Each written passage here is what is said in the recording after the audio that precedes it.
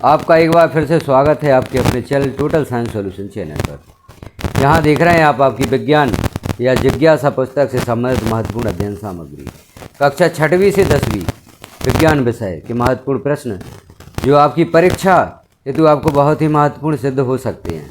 कई प्रश्न ऐसे होते हैं जिनको लिखने में आपको प्रॉब्लम होती है, तो उन प्रश्नों के उत्तर भी यहाँ पर सरल तरीके से दिए गए हैं। जैसे यहाँ पर आप देख रहे हैं कक्षा 6 विज्ञान जिज्ञासा का अध्याय 4 चुंबकों को जाने। भाग 1 में हम देखेंगे पाठ्य पुस्तक के अभ्यास प्रश्न एवं उत्तर। तो प्रारंभ करते हैं रिक्त स्थानों से। जैसे प्रश्न पहला है, रिक्त स्थानों की पूर्ति कीजिए।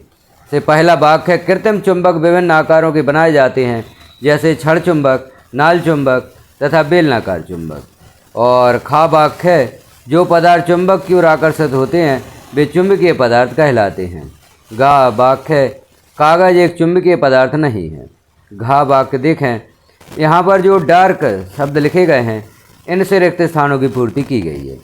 प्राचीन काल में लोग दिशा खोजने के लिए प्राकृतिक चुंबक या छड़ चुंबक का टुकड़ा लटकाते थे।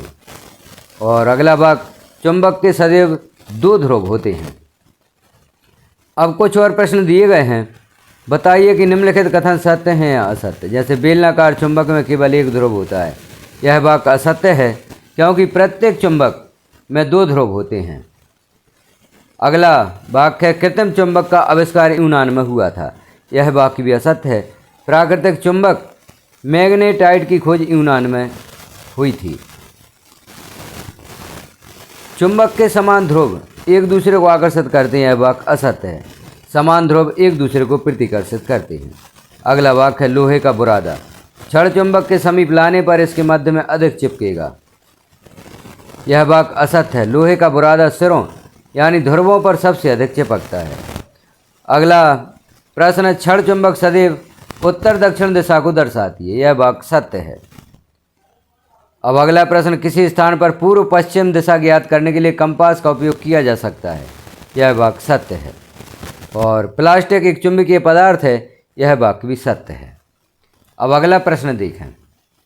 प्रश्न तीसरा है, शार्पनर या पेंसिल छीलक प्लास्टिक का बना होता है, फिर भी यह चुंबक से आकर्षित होता है, क्यों? तो उत्तर होगा, शार्पनर का बाहरी ढांचा प्लास्टिक का होता है, लेकिन इसके अंदर लगी हुई ब्लेड लोहे या स्टील की बनी होती है। लोहा एक चुंबकीय पदार्थ है, जिसके कारण शार्पनर चुंबक की ओर आकर्षित होता है।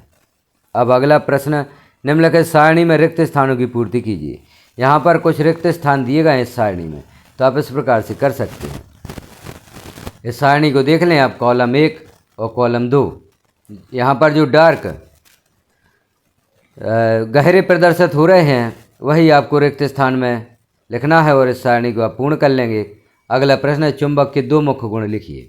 तो उत्तर होगा, पहला गुण है दिशक गुण। स्वतंत्र रूप से लटका हुआ चुंबक सदैव उत्तर दक्षिण दिशा में ही ठहरता है। और दूसरा गुण है आकर्षण व प्रतिकर्षण गुण। चुंबक के असमान ध्रुव N और S एक दूसरे को आकर्षित करते हैं, जबकि समान ध्रुव जैसे NN या SS एक दूसरे को प्रतिकर्षित करते हैं। अगला प्रश्न है, छड़ चुंबक के ध्रुव कहाँ स्थित होते हैं? तो उत्तर होगा, छड़ चुंबक के ध्रुव इसके दोनों सिरों के समीप स्थित होते हैं।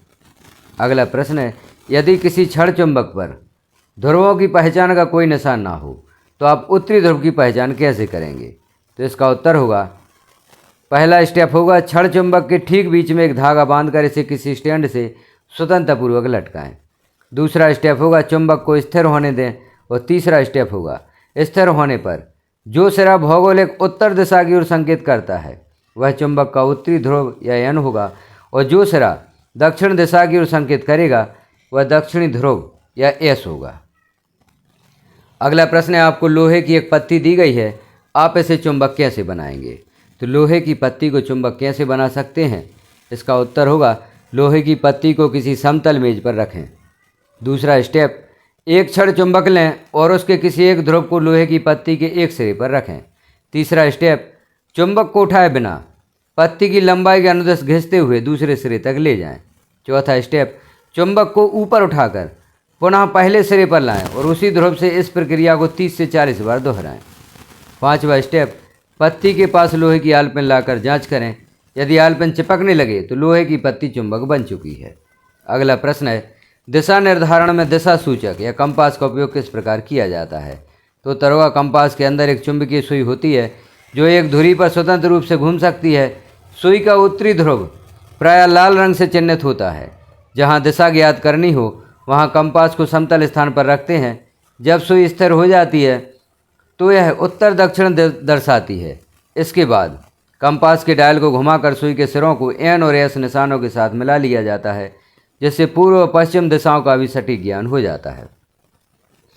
अब भाग 2 में हम देखते हैं अध्याय के अंदर से महत्वपूर्ण अतिरिक्त प्रश्न। अभी हमने जो देखे वह अभ्यास में दिए गए प्रश्न थे।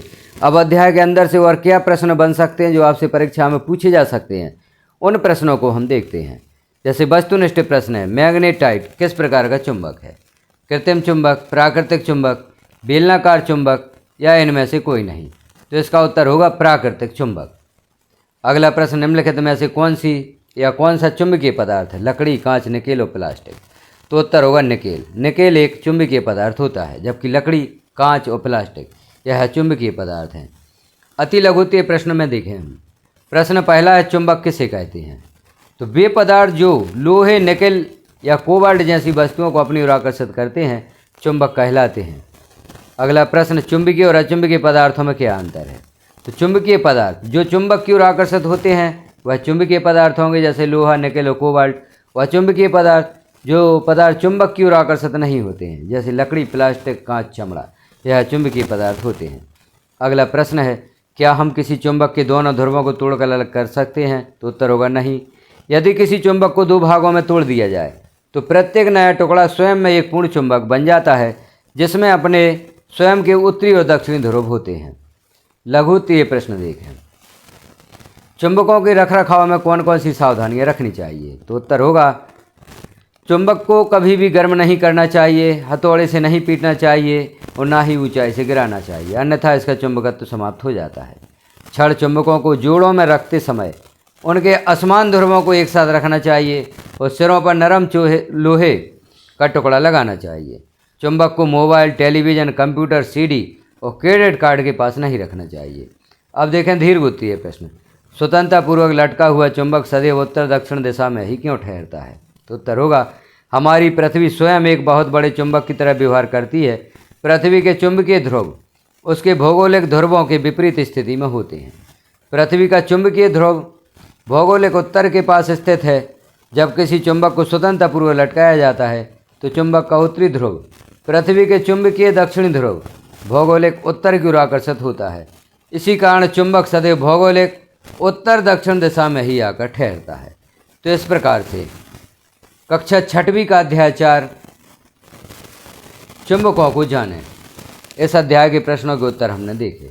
यह महत्वपूर्ण प्रश्न है, परीक्षा उपयोगी प्रश्न है, परीक्षा में यह प्रश्न पूछे जा सकते हैं। तो आप इन प्रश्नों के उत्तर तैयार करें और इस वीडियो को अपने अन्य साथियों में शेयर करें ताकि उन्हें भी इन प्रश्नों के उत्तर प्राप्त हो सकें। आप अपनी परीक्षा की तैयारी अच्छे से करें, अच्छे अंकों से प्राप्त हों, इसी शुभकामना के साथ। चैनल पर पहली बार हैं तो चैनल को सब्सक्राइब कर लें, बेल आइकन को क्लिक कर ऑल पर प्रेस कर दें। तो इस प्रकार के महत्वपूर्ण प्रश्नों के विभिन्न भाग आपको नोटिफिकेशन के रूप में प्राप्त हो सकें।